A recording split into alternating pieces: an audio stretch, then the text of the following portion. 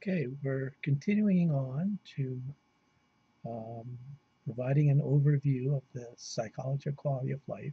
This is a book that I authored, um, and it is published by Springer. And we are in the middle now of discussing.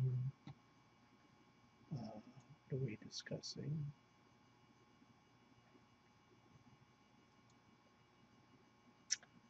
The subjective reality and its effects on happiness. So we're done with the philosophical foundation and definition of measures, the consequences of happiness, the objective reality and its effect on happiness, and we're in that part of the book that focuses on subjective reality and its effect on happiness. What do we mean by subjective reality? I have a slide that kind of captures all of this. Um, the subjective reality and its effect on happiness can be captured in terms of personality effects, effects of affect and cognition, effects of beliefs and values, effects of needs and need satisfaction, effects of goals, effects of the self-concept, and effects of social comparison. So again, this is the part of the book where we'll be talking about how all of these will, you know, based on the research, affect personal happiness or, constructs like subjective well-being, life satisfaction, hedonic well-being, eudaimonia, that kind of thing. So let's start out with the personality effects on happiness, and there's a slide that captured much of the research in that area. Um, so what we're going to be talking about now is, what are those, based on the research, what are those personality traits that have been found to influence personal happiness? And as you see from the slide, there's neuroticism, extroversion, self-esteem, affective disposition, mindfulness, character strength, and other personality traits that we'll be talking about.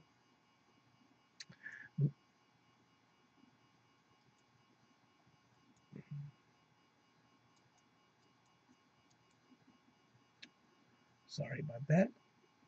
Um, so let's talk about neuroticism. What is neuroticism?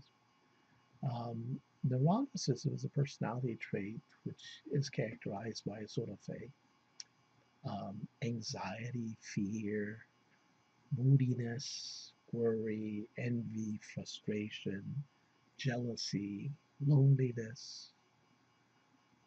So those, we have neuroticism types of inventories, personality inventories, and those that score highly on neuroticism tend to experience a lot of, much feelings as anxiety, anger, envy, guilt, and there usually are depressives. So again, and a manifestation of a lot of negative emotions. Extroversion, on the other hand, is a personality trait that goes from introversion to extroversion. You can think of this in terms of uh, our nervous system. Um, you know, it is stimulated um, from the environment, mostly by social stimulation. So some people would, feel stimulated by being sociable and interacting with others.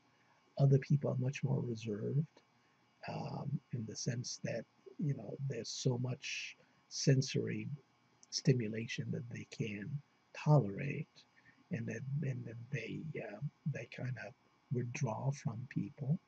Um, so extroversion is the kind of personality trait that um, um, that indicates that um, people are much more sociable and they seek social stimulation than others. Okay, so when it comes to the research on this, uh, much research has shown that those people that score highly on neuroticism tend to experience lower levels of subjective well-being, uh, meaning that they're not happy. And that by definition uh, is is almost tautological in the sense that, and here what we did is we described people who have a tendency to experience negative emotions, and of course subjective well-being or happiness is a construct that is akin to this. And extroversion in terms of sociability, again, those people that score highly on extroversion tend to experience higher levels of well-being, subjective well-being. Self-esteem is a little bit more obvious, and this is how people feel about themselves or different in different life domains. Some people feel, you know, good about themselves in general, as well in specific areas of life. Um, and for those people that have a positive view of themselves and they feel good about themselves um, in those different areas of life, they tend to score highly on subjective well-being measures. Um, and again, that's not very surprising because in one way, self-esteem is highly akin to something like life satisfaction, although the focus is slightly different.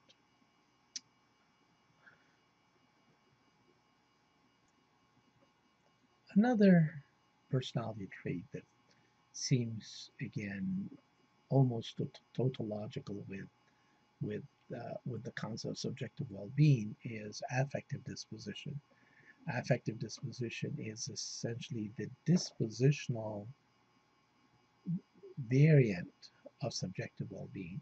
So subjective well-being is, well, how do you feel about this or that, in terms of life domain, in terms of your life, in terms of specific situations and specific time intervals. But again, when we're looking at affective disposition, we're looking at a dispositional trait that is cross-situational, that is across time. Um, this is how people feel in and out of whatever situation is. And let me read you a statement in the book in terms of how psychologists go about measuring affective well-being. Affective well-being focuses on the person's affective state, how they feel at a particular moment in time, whereas affective disposition is measured using self-report items such as how often do you feel in general on a typical day. Negative affective disposition includes bad, angry, sad, negative, unpleasant, afraid, guilty, and jealous, while positive affective disposition includes positive, love, good, happy, and responses are captured on a sort of an 8-point frequency type scale, varying from never to always. So again, it's pretty obvious. Again, those people who dispositionally feel very positive, they experience positive emotions, are likely to exhibit higher levels of subjective well-being, and those people who have a negative affective disposition are likely to exhibit uh, lower levels of subjective well-being.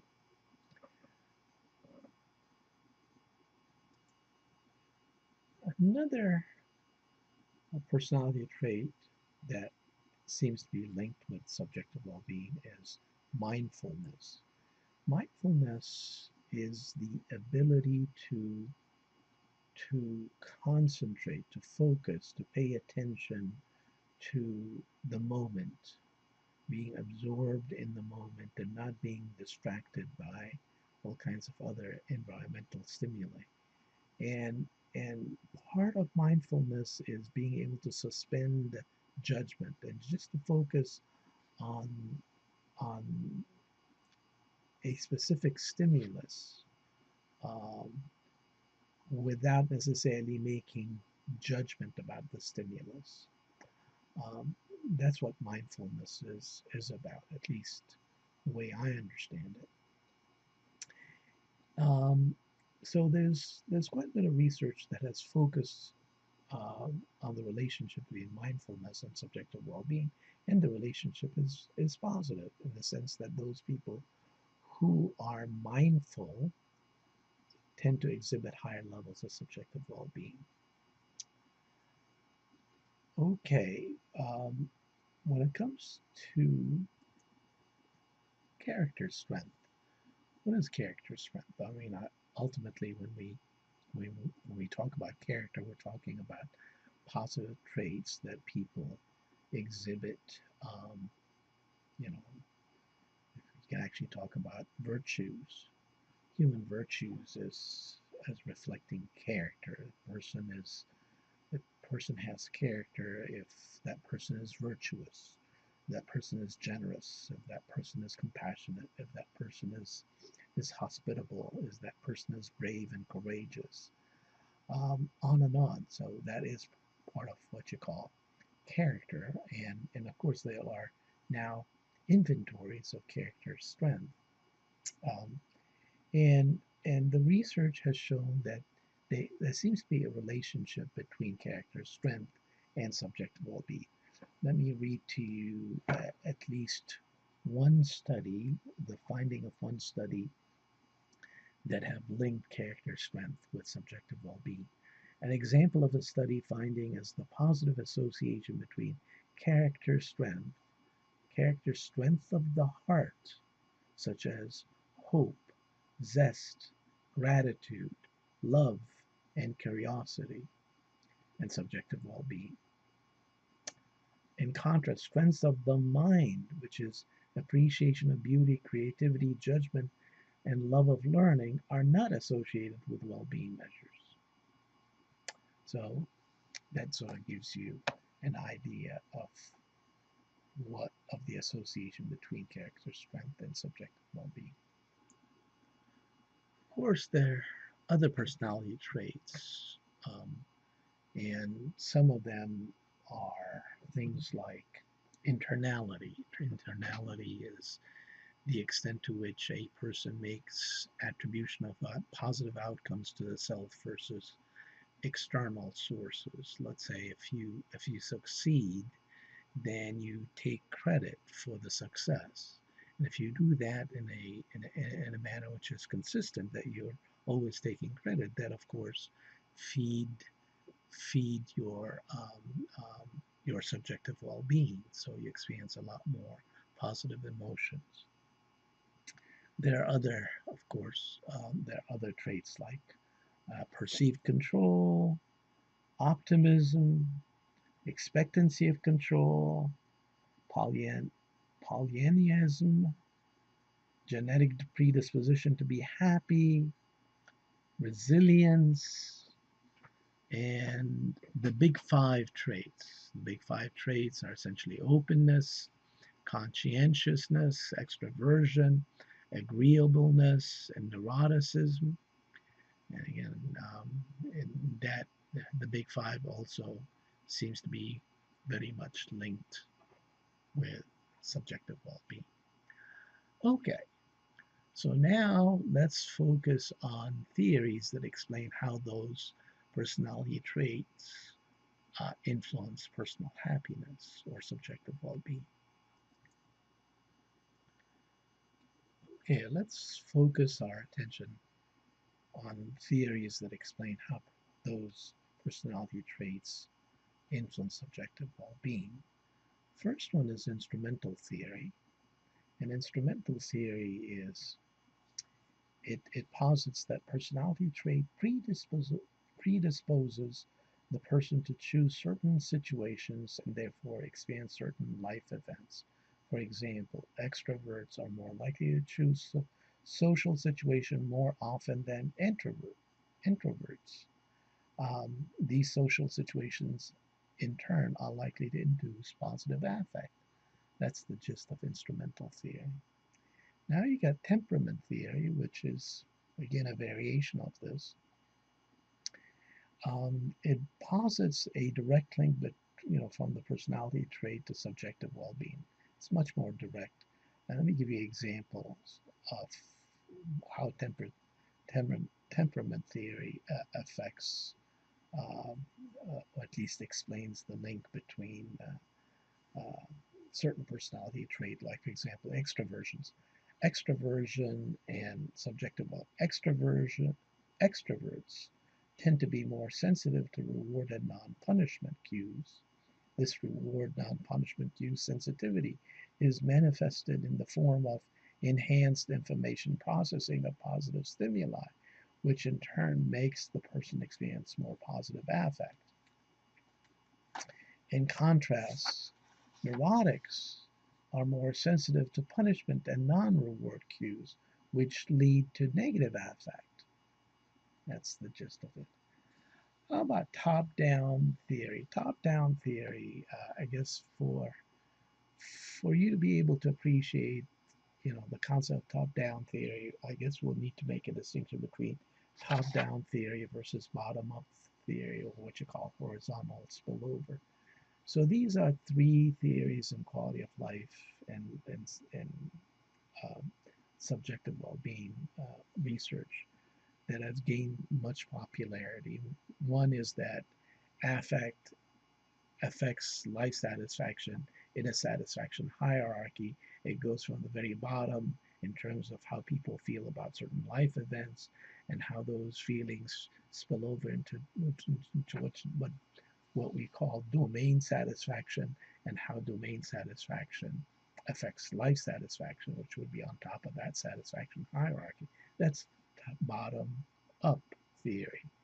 Um, uh, Top down, on the other hand, is how, for example, um, how people who experience a certain amount of life satisfaction of their, or a certain amount of personal happiness, how that affects um, how they feel about certain life domains, and ultimately how they feel about certain situations or life events. So this is a top down. Um, if you feel happy, for example, uh, then you are more productive at work. You tend to be more achievement oriented. Well, it's not that achievement has made you happy. It is happiness made you more achievement oriented. That's what I call a top down theory. So in that context, again, uh, many of those personality traits tend to affect life satisfaction or subjective well-being directly, and ultimately, if that is the case, then there is a top-down spillover of life satisfaction onto domain satisfaction and life events types of satisfaction. Moving right along to set point theory. Set point theory says that we have a set point of life satisfaction. Again, maybe on a scale from 1 to 10, it may be at 8. Some people are at 8. So they go around experiencing events, and if they deviate from that set point, eventually and gradually they get back to it. It's almost like a referent. The set point, it may be a thermostat, like it's sort of a cybernetic system in which, again, fluctuations are experienced, and then people tend to engage in action. So the deviation between the set point and the actual state of affairs would trigger some sort of a stress stimulus that gets people to engage in certain action that bring them back to that set point. Genotype theory is a sort of a variation of of the set point, and it explains the fact that the set point is very much genetically determined. Uh, so these are essentially the accepted theories of how personality traits affect subjective well-being. Okay, and that is the end of this module.